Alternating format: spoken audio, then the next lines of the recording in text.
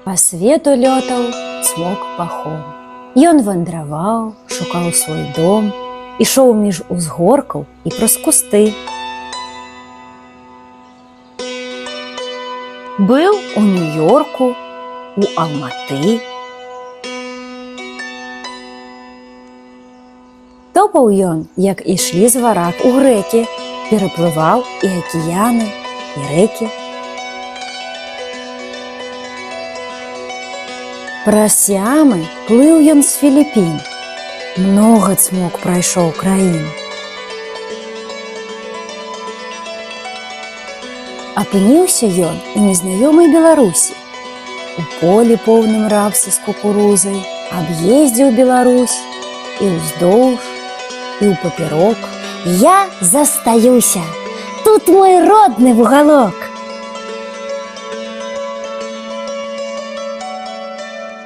Край гэты поўны быў азёр, раслін. Знайшоў, дзе робіць нафтазін, ну бо носік дужа быў сапляты. Папаў у Браслаў на дрывяты.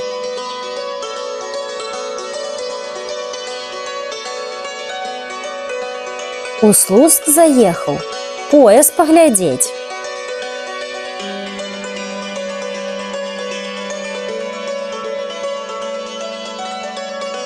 А ў пушчы напужаў яго мядзведзь. Прайшоў час. Маленькаму цмоку было адзінока. Заныла ў грудзях глыбока-глыбока. Пахом узяў у руку свае чарнілы. Пішу я вам, мае сябры, ад усёй душы. Шыбчэй чакаю вашага прыезду, ключы пакіну каля 7-га пад'езду. Не грэлі цмока коўдры і нават грошы. Чакаў сяброў, купіў у прэзент усім па брошы. І вось прыехалі да цмока таўстыя парсюкі. Прывезлі сала поўныя мяхі, банку мёда далі зайцы мядзведзь, і стол пачаў паўнець. Два каты прывезлі упакоўку мяса, торбы з подпісам палескія каўбасы. Паклаў алень з вялізным тым зуброў, як цёпла сядзець за душэўным сталом. Капшукі паставіла цыбатая варона, прэзенты ўсе напрамкам з дому.